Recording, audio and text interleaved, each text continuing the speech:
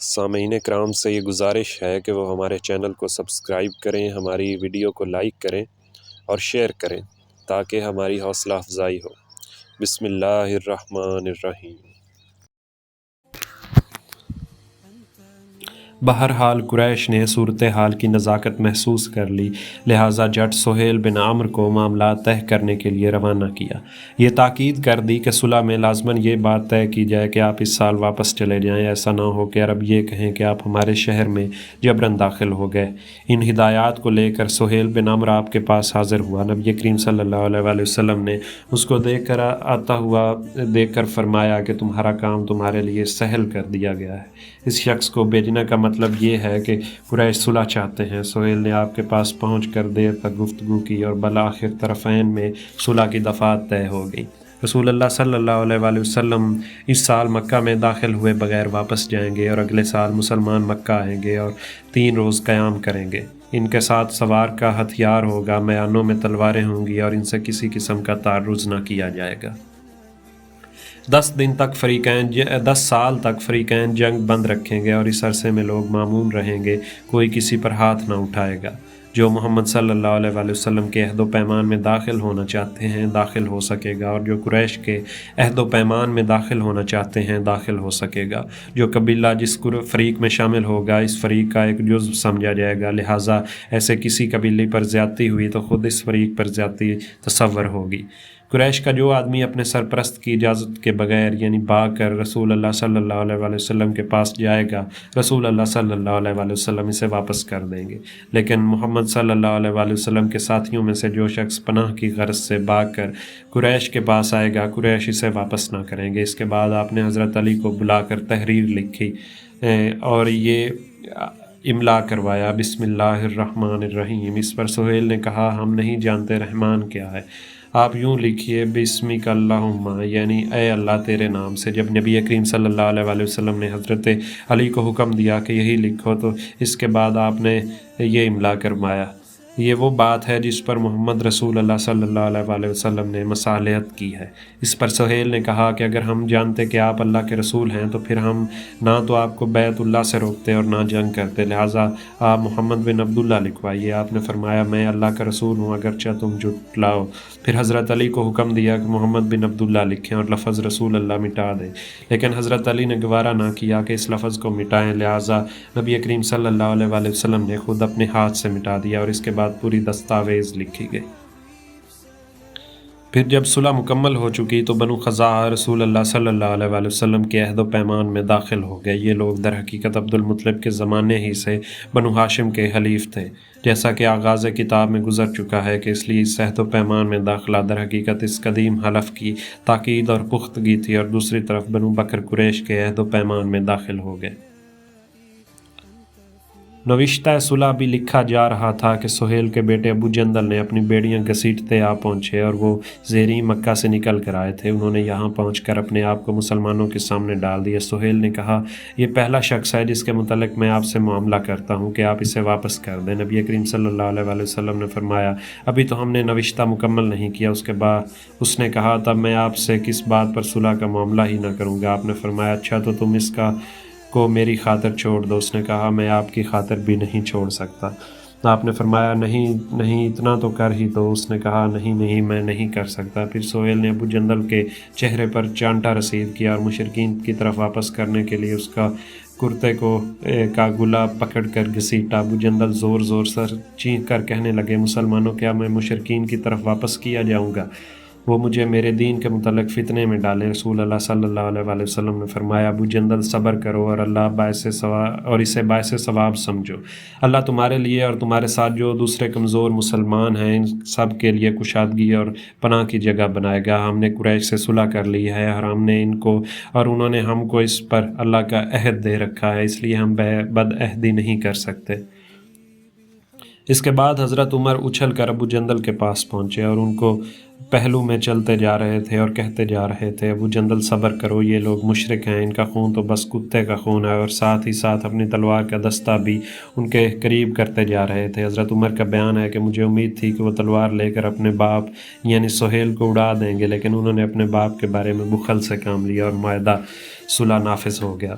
رسول اللہ صلی اللہ علیہ وآلہ وسلم نے معاہدہ صلح لکھوا کر فارغ ہو چکے تو فرمایا اٹھو اور اپنے اپنے جانوروں کی قربانی کر دو، لیکن واللہ کوئی بھی نہ اٹھا، حتیٰ کہ آپ نے یہ بات 3 مرتبہ فرمائی، مگر پھر بھی کوئی نہ اٹھا تو آپ ام سلمہ رضی اللہ تعالیٰ عنہ کے پاس گئے اور لوگوں کو اس پیش آمدہ طرز عمل کا ذکر کیا۔ ام المومنین نے کہا یا رسول اللہ، اگر آپ ایسا چاہتے ہیں تو پھر آپ تشریف لے جائیے اور کسی سے کچھ کہے بغیر چپ چاپ اپنا جانور ذبح کر دیجیے، اپنے حجام کو بلا کر سر منڈوا لیجیے۔ اس کے بعد رسول اللہ صلی اللہ علیہ وآلہ وسلم باہر تشریف لائے اور کسی سے کچھ کہے بغیر یعنی اپنا خدا کا جانور ذبح کیا، حجام کو بلا کر سر منڈوایا، اور جب لوگوں نے دیکھا تو خود بھی اٹھ کر اپنے اپنے جانور ذبح کر دیے۔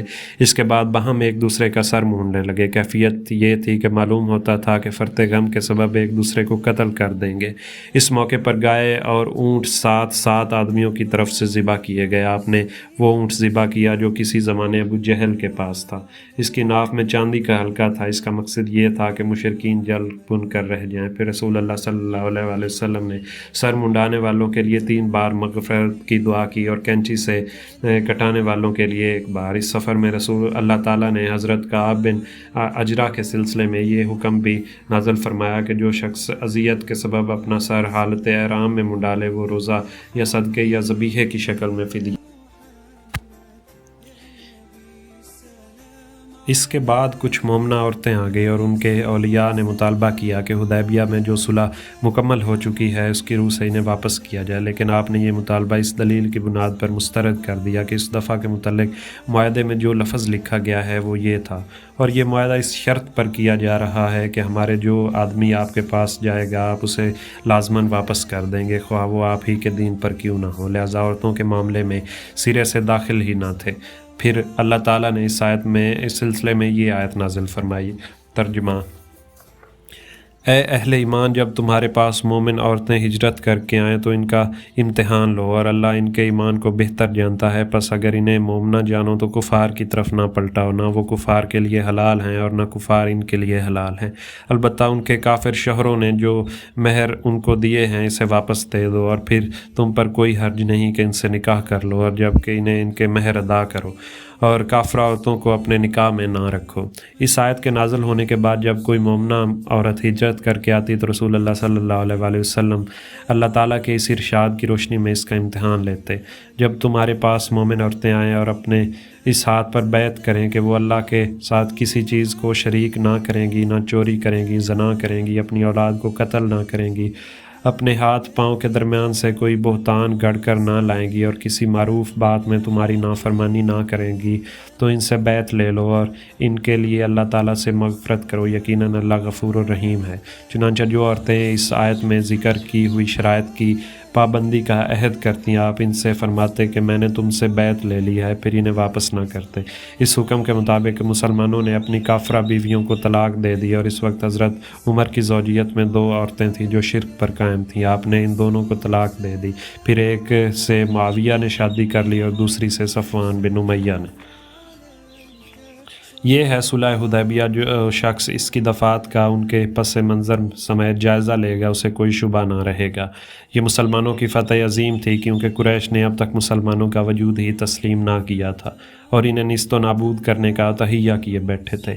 انہیں انتظار تھا کہ ایک نہ ایک دن یہ قوت دم توڑ دے گی، اور اس کے علاوہ قریش جزیرہ العرب کی دینی پیشوا اور دنیاوی صدر نشین ہونے کی حیثیت سے اسلامی دعوت اور عام لوگوں کے درمیان پوری قوت کے ساتھ حائل رہنے کے لیے کوشاں رہتے تھے۔ اس پس منظر میں دیکھیے تو صلح کی جانب محض جھک جانا ہی مسلمانوں کی قوت کا اعتراف اور اس بات کا اعلان تھا کہ اب قریش اس کی قوت کو کچلنے کی طاقت نہیں رکھتے تھے۔ پھر تیسری دفعہ کے پیش صاف طور پر یہ نفسیاتی کیفیت کار فرما تھی کہ قریش کو دنیاوی صدر نشینی اور دینی پیشوائی کا جو منصب حاصل تھا اسے انہوں نے بالکل بھلا دیا تھا، اور اب انہیں صرف اپنی پڑی تھی، اور ان کا اس سے کوئی سروکار نہ تھا کہ بقیہ لوگوں کا کیا بنتا۔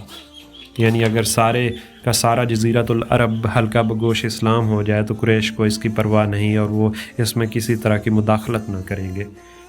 کیا قریش کے عزائم اور مقاصد کے لحاظ سے یہ ان کی شکست فاش نہ تھی، اور کیا مسلمانوں کے مقاصد کے لحاظ سے یہ فتح مبین نہ تھی؟ آخر اہل اسلام اور اعداد اسلام کے درمیان جو خون ریز جنگیں پیش آئی تھی، اور ان کا منشا اور مقصد اس کے سوا کیا تھا کہ عقیدے اور دین کے بارے میں لوگوں کو مکمل آزادی اور خود مختاری حاصل ہو، یعنی اپنی آزاد مرضی سے جو شخص چاہے مسلمان ہو اور جو چاہے کافر رہے، کوئی طاقت ان کی مرضی اور ارادے کے سامنے رکاوٹ بن کر کھڑی نہ ہو۔ مسلمانوں کا یہ مقصد تو ہرگز نہ تھا کہ دشمن کے مال کو ضبط کریں اور انہیں موت کی گھات اتار دیں اور انہیں زبردستی مسلمان بنائیں۔ مسلمانوں کا مقصد صرف وہی تھا جسے علامہ اقبال نے بیان کیا: شہادت ہے مطلوب مقصود مومن، نہ مال غنیمت نہ کشور کشائی۔ آپ دیکھ سکتے ہیں کہ اس صلح کے ذریعے مسلمانوں کا مذکورہ مقصد اپنے تمام اجزاء اور لوازم سمیت حاصل ہو گیا، اور اس طرح حاصل ہو گیا کہ بسا اوقات جنگ میں فتح مبین سے ہمکنار ہونے کے باوجود حاصل نہیں ہو پاتا۔ پھر اس آزادی کی وجہ سے مسلمانوں نے دعوت تبلیغ کے میدان میں نہایت زبردست کامیابی حاصل کی۔ چنانچہ مسلمان افواج جو اس صلح سے پہلے 3000 سے زائد کبھی نہ ہو سکی تھی، وہ محض 2 سال کے اندر فتح مکہ کے موقع پر 10,000 تک پہنچ گئی۔ دفعہ 2 بھی در حقیقت اس فتح مبین کا جزو ہے، کیونکہ جنگ کی ابتدا مسلمانوں نے نہیں کی تھی بلکہ مشرکین نے کی تھی۔ اللہ تعالیٰ کا ارشاد ہے، یعنی پہلی بار انہی لوگوں نے تم لوگوں سے ابتدا کی۔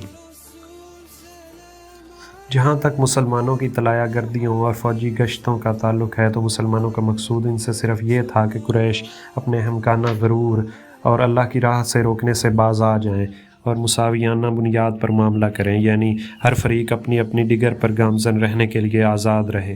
اب غور کیجئے کہ 10 سالہ جنگ بند رکھنے کے معاہدہ آخر اس غرور اور اللہ کی راہ میں رکاوٹ سے باز آنے ہی کا تو عہد تھا، جو اس بات کی دلیل ہے کہ جنگ کا آغاز کرنے والا کمزور اور بے دست و پا ہو کر اپنے مقصد میں ناکام ہو گیا۔ یہاں تک پہلی دفعہ کا تعلق ہے تو یہ بھی حقیقت ہے کہ مسلمانوں کی ناکامی کے بجائے کامیابی کی علامت تھی، کیونکہ یہ دفعہ در حقیقت اس پابندی کے خاتمے کا اعلان ہے جسے قریش نے مسلمانوں پر مسجد حرام میں داخلے سے متعلق عائد کر رکھی تھی۔ البتہ اس دفعہ میں قریش کے لیے بھی تشفی کی اتنی سی بات تھی کہ وہ اس 1 سال مسلمانوں کو روکنے میں کامیاب رہے، مگر ظاہر ہے یہ وقتی اور بے حیثیت فائدہ تھا۔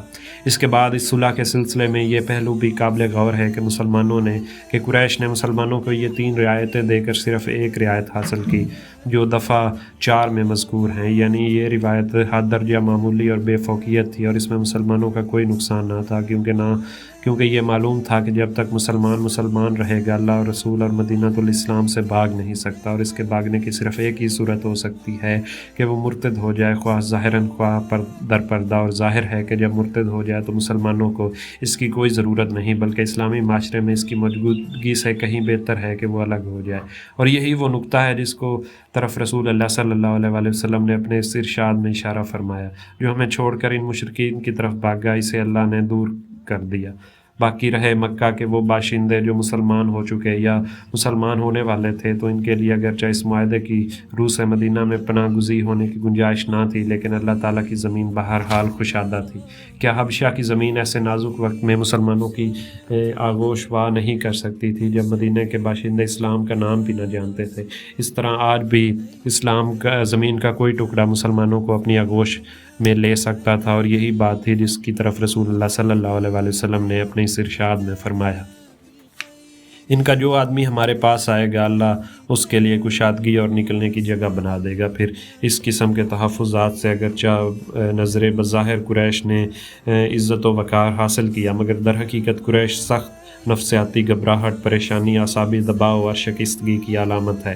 اس سے پتہ چلتا ہے کہ انہیں اپنے بت پرست سماج کے بارے میں سخت خوف لاحق تھا، اور وہ محسوس کر رہے تھے کہ یہ ان کا سماجی گراؤندہ اپنی کھائی کے ایک ایسے کھوکھلے اور اندر سے کٹے ہوئے کنارے پر کھڑا ہے جو کسی بھی دم ٹوٹ کر گرنے والا ہے، لہٰذا اس کی حفاظت کے لیے اس طرح کے تحفظات حاصل کر لینا ضروری ہے۔ اور دوسری طرف رسول اللہ صلی اللہ علیہ وسلم نے جس فراخ دلی کے ساتھ یہ شرط منظور کی کہ قریش کے یہاں پناہ لینے والے کسی مسلمان کو واپس نہ طلب کریں گے، وہ اس بات کی دلیل ہے کہ آپ کو اپنے سماج کی ثابت قدمی اور پختگی پر پورا اعتماد تھا، اور اس قسم کی شرط آپ کے لیے قطعاً کسی اندیشے کا سبب نہ تھی۔ یہ ہے معاہدہ صلح کی دفعات کی حقیقت، لیکن ان دفعات میں 2 باتیں بظاہر اس قسم کی تھیں جن کی وجہ سے مسلمانوں کو سخت علم لاحق ہوا۔ ایک یہ کہ آپ صلی اللہ علیہ وسلم نے بتایا کہ آپ بیت اللہ تشریف لے جائیں گے اور اس کا طواف کریں گے، لیکن آپ طواف کیے بغیر واپس ہو رہے ہیں۔ دوسری یہ کہ آپ صلی اللہ علیہ وآلہ وسلم اللہ کے رسول ہیں اور حق پر ہیں اور اللہ نے آپ کے دین کو غالب کرنے کا وعدہ کیا ہے، پھر کیا وجہ ہے کہ آپ نے قریش کا دباؤ قبول کیا اور دب کر صلح کی؟ یہ دونوں باتیں طرح طرح کے شکوک و شبہات اور گمان و وسوسے پیدا کر رہی تھیں۔ ادھر مسلمانوں کے احساسات اس قدر مجروح تھے کہ وہ صلح کی دفعات کی گہرائی اور معال پر غور کرنے کی بجائے حزن و غم سے نڈھال تھے، اور غالباً سب سے زیادہ غم حضرت عمر بن خطاب کو تھا۔ چنانچہ انہوں نے خدمت نبوی میں حاضر ہو کر عرض کیا، اے اللہ کے رسول، کیا ہم لوگ حق پر نہیں ہیں اور وہ لوگ باطل پر نہیں؟ آپ نے فرمایا، کیوں نہیں؟ انہوں نے کہا، کیا ہمارے مقتولین جنت میں اور ان کے مقتولین جہنم میں نہیں ہیں؟ آپ نے فرمایا، کیوں نہیں؟ انہوں نے کہا، پھر کیوں ہم اپنے دین کے بارے میں دباؤ قبول کریں اور ایسی حالت میں پلٹیں کہ ابھی اللہ نے ہمارے اور ان کے درمیان فیصلہ نہیں کیا؟ آپ نے فرمایا، خطاب کے صاحبزادے، میں اللہ کا رسول ہوں اور اس کی نافرمانی نہیں کر سکتا، وہ میری مدد کرے گا اور مجھے ہرگز ضائع نہ کرے گا۔ انہوں نے کہا، کیا آپ نے ہم سے یہ بیان نہیں کیا تھا کہ ہم بیت اللہ کی زیارت کریں گے اور اس کا طواف کریں گے؟ آپ نے فرمایا، کیوں نہیں؟ لیکن کیا میں نے یہ بھی نہیں کہا تھا کہ ہم اسی سال کریں گے؟ انہوں نے کہا، نہیں۔ آپ نے فرمایا، بہرحال تم بیت اللہ تک پہنچو گے اور اس کا طواف کرو گے۔ اس کے بعد حضرت عمر رضی اللہ تعالیٰ عنہ غصے سے بپھرے ہوئے حضرت ابو بکر صدیق کے پاس پہنچے اور ان سے وہی باتیں کی جو رسول اللہ سے کہیں۔ انہوں نے بھی ٹھیک وہی جواب دیا جو رسول اللہ نے دیا، اور اخیر میں اتنا اضافہ کیا کہ آپ صلی اللہ علیہ وآلہ وسلم کے رکاب تھامے رہو یہاں تک کہ موت آ جائے، کیونکہ خدا کی قسم آپ حق پر ہیں۔ اس کے بعد انا فتحنا لک فتحا مبینا کی آیت نازل ہوئی، جس میں اس صلح کو فتح مبین قرار دیا گیا، اور اس کا نزول ہوا تو رسول اللہ صلی اللہ علیہ وآلہ وسلم نے حضرت عمر بن خطاب رضی اللہ تعالیٰ عنہ کو بلایا اور پڑھ کر سنایا۔ وہ کہنے لگے، یا رسول اللہ، یہ فتح ہے؟ فرمایا، ہاں۔ اس پر ان کے دل کو سکون ہو گیا اور واپس چلے گئے۔ بعد میں حضرت عمر کو اپنی تقصیر کا احساس ہوا تو سخت نادم ہوئے، اور خود اس کا بیان ہے کہ میں نے اس روز جو غلطی کی اور جو بات کہہ دی، اس سے ڈر کر میں بہت سے اعمال کیے، برابر صدقہ و خیرات کرتا رہا، روزے رکھتا رہا، نماز پڑھتا رہا اور غلام آزاد کرتا رہا، یہاں تک کہ اب مجھے خیر کی امید ہے۔ رسول اللہ صلی اللہ علیہ وآلہ وسلم مدینہ واپس تشریف لا کر مطمئن ہو چکے۔ ایک مسلمان جسے مکہ میں اذیتیں دی جا رہی تھیں چھوڑ کر بھاگ گیا، اس کا نام ابو بصیر تھا۔ وہ قبیلہ ثقیف سے تعلق رکھتا تھا اور قریش کے حلیف تھے۔ قریش نے ان کی واپسی کے لیے 2 آدمی بھیجے، یہ کہلوایا کہ ہمارے اور آپ کے درمیان جو عہد و پیمان ہے اس کی تعمیل کیجیے۔ نبی کریم صلی اللہ علیہ وآلہ وسلم نے ابو بصیر کو ان کے حوالے کر دیا۔ یہ دونوں انہیں ہمراہ لے کر روانہ ہوئے اور ذوالحلیفہ پہنچ کر اترے اور کھجور کھانے لگے۔ ابو بصیر نے ایک شخص سے کہا، اے فلاں، خدا کی قسم دیکھتا ہوں کہ تمہاری یہ تلوار بڑی عمدہ ہے۔ اس شخص نے اسے نیام سے نکال کر کہا، ہاں ہاں واللہ یہ بہت عمدہ ہے، میں نے اس کا بارہا تجربہ کیا ہے۔ ابو بصیر نے کہا، ذرا مجھے دکھاؤ، میں بھی دیکھوں۔ اس شخص نے ابو بصیر کو تلوار دے دی۔ ابو بصیر نے تلوار لیتے ہی اسے مار کر ڈھیر کر دیا۔ دوسرا شخص بھاگ کر مدینے آیا اور دوڑتا ہوا مسجد نبوی میں گھس گیا۔ رسول اللہ نے اسے دیکھ کر فرمایا، یہ خوف زدہ نظر آتا ہے۔ وہ شخص نبی کریم صلی اللہ علیہ وآلہ وسلم کے پاس پہنچ کر بولا، میرا ساتھی خدا کی قسم قتل کر دیا گیا ہے اور میں بھی قتل ہی کیا جانے والا ہوں۔ اتنے میں ابو بصیر آ گئے اور بولے، یا رسول اللہ، اللہ نے آپ کا عہد پورا کر دیا، آپ نے مجھے ان کی طرف پلٹا دیا، پھر اللہ نے مجھے ان سے نجات دی۔ رسول اللہ نے فرمایا، اس کی ماں کی بربادی ہو، اسے کوئی ساتھی مل جائے تو یہ جنگ کی آگ بھڑکا دے گا۔ یہ بات سن کر ابو بصیر سمجھ گیا کہ اب انہیں پھر کافروں کی حوالے کیا جائے گا، اس لیے وہ مدینہ سے نکل کر ساحل سمندر پر گئے، اور ادھر ابو جندل بن سہیل بھی چھوٹ کر بھاگے اور ابو بصیر سے آ ملے۔ اب قریش کا جو آدمی بھی اسلام لا کر بھاگتا وہ ابو بصیر سے آ ملتا، اور یہاں تک کہ ان کی جماعت اکٹھی ہو گئی، اور اس کے بعد ان لوگوں کو ملک شام آنے جانے والے